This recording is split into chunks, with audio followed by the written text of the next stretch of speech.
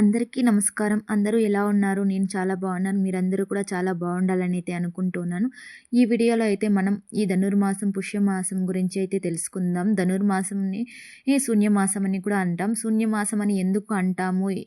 ఎందువలన శూన్యమాసం అనే పేరు వచ్చింది అని అయితే తెలుసుకుందాం. మొదటగా మనకు ధనుర్మాసం డిసెంబర్ 20 నుండి జనవరి 18 వరకు ఉంటుంది.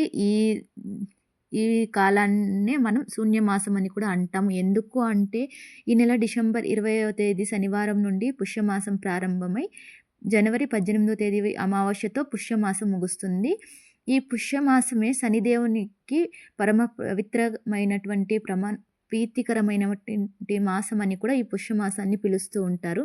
ఎందుకు అంటే శనిదేవుని జన్మ నక్షత్రం మీ నక్షత్రం కాబట్టి ఈ పుష్యమాసంలో శనిదేవుడు జన్మించాడని ఈ ఈ పుష్యమాసంలో శనిదేవుని పూజించడం వలన మనకు మంచి జరుగుతుంది అనేసి అయితే తెలుస్తూ ఉంటుంది.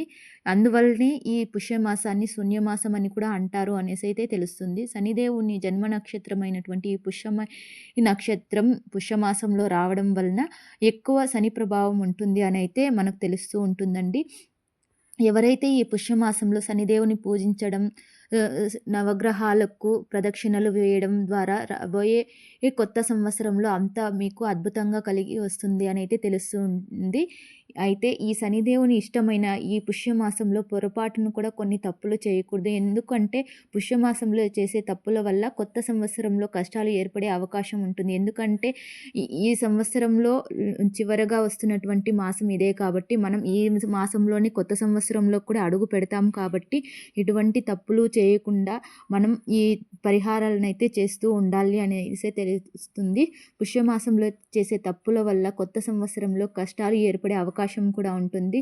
దీనివలన మనకు శనిదోషాలు పట్టి పీడిస్తాయి. అదేవిధంగా ఎక్కువ శనిదోషం కూడా పట్టే అవకాశం అయితే ఉంటుంది.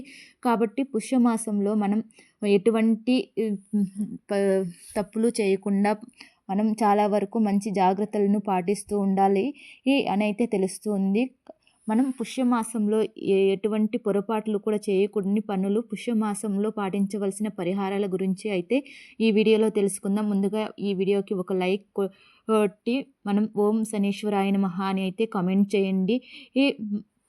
ఎవరైతే నా వీడియో ఫస్ట్ టైం చూస్తూ ఉన్నారో ప్లీజ్ సబ్స్క్రైబ్ చేసుకోండి, లైక్ చేయండి, లాస్ట్ వరకు స్కిప్ చేయకుండా చూడండి. ఈ వీడియో అయితే మనకందరికీ తప్పనిసరిగా యూజ్ అవుతుంది అని అయితే నేను అనుకుంటూ ఉన్నాను. ఎందుకు అంటే మనం చాలా వరకు ఈ పుష్యమాసంలో తప్పులు చేస్తూ ఉంటాము.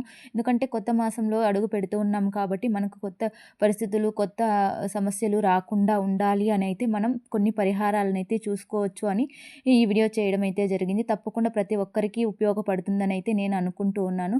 సో లాస్ట్ వరకు అయితే స్కిప్ చేయకుండా చూడండి. ప్రతి ఒక్కరికి కూడా మంచి ఫలితం అయితే ఉండాలి అని అయితే ఆశిస్తూ ఉన్నాను. డిసెంబర్ 20 శనివారం నుండి పుష్యమాసం ప్రారంభమవుతుంది.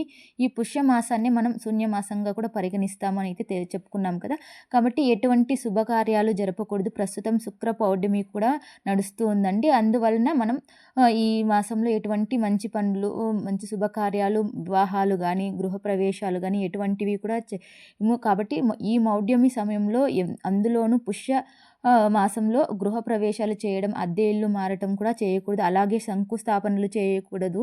అదేవిధంగా నూతన వ్యాపారాలు ప్రారంభించడం అలాంటివి ఏవి కూడా ఈ పుష్యమాసంలో చేయకూడదండి. ముఖ్యంగా ఈ పుష్యమాసంలో ఎక్కువ శని ప్రభావం ఉంటుంది. అదేవిధంగా శని యొక్క సంచారం ఉంటుంది కాబట్టి మనం ఎక్కువగా శని ఈ ప్రభావం వలన మనకు ఎటువంటి ఈ మంచి పనులు చేయకుండా ఉండడం చాలా వరకు మంచిది అని అయితే తెలుస్తూ ఉందండి. గ్రహాల అనుగుణ్యత కూడా చాలా తక్కువగా ఉంటుంది. అదేవిధంగా శని ప్రభావం ఎక్కువగా ఉంటుందండి. మనమందరూ కూడా శని ప్రభావం నుంచి తొలగింపబడాలి, ఆ దోషం మనకు ఉండకూడదు అని అందరూ కూడా చాలా వరకు ప్రయత్నిస్తూనే ఉంటారు. ఎటువంటి పరిస్థితుల్లోనూ మనకు శని ప్రభావం ఉండకూడదు, గ్రహ దోషాలు ఉండకూడదు అని అయితే ప్రతి ఒక్కరూ తెలుసుకుంటూనే ఉంటామండి. అందువలన మనం చాలా వరకు జాగ్రత్తలుగా ఉండాలి. ఈ మాసంలో వీలైనంత వరకు ప్రతి శనివారం కూడా మనం శనిదేవునికైతే ఇచ్చి ఉన్నామండి. అందువలన శనివారం రోజున ప్రతి ఒక్కరూ కూడా ఈ దేవాలయానికి వెళ్ళడం, స్వామివారికి పూజలు చేసుకోవడం, అదేవిధంగా బెల్లము, నువ్వులతో కలిపిన ప్రసాదం స్వామివారికి సమర్పించడం, మనము కూడా తెల్ల నువ్వులు తీసుకోవడం వలన చాలా మంచిదండి. అదేవిధంగా నలుపు రంగుతో వచ్చినటువంటి కొన్ని ఈ హోమాల్లో వేయడం, అదేవిధంగా హోమాలు జరిపించి అందులో తెల్ల నువ్వులు, నలుపుతో కట్టినటువంటి కొన్ని ఆయుధాలు అక్కడ వేయడం వలన చాలా వరకు శని ప్రభావం అయితే తొలగిపోతుంది. వీలైనంత వరకు మీరు ప్రతి ఒక్కరూ కూడా శని దేవాలయానికి వెళ్ళి ఈ ప్రదక్షిణలు అయితే చేయండి. అదేవిధంగా గ్రహ దోషాలు ఉన్నాయి అనుకుంటే కూడా గ్రహాలకు కూడా ప్రదక్షిణలు వేసుకోవడం వలన మనకు చాలా వరకు శని దోషం అయితే పోతుందండి. ప్రతి ఒక్కరికి కూడా మంచి జరగాలని అయితే కోరుకుంటూ ఉన్నాను.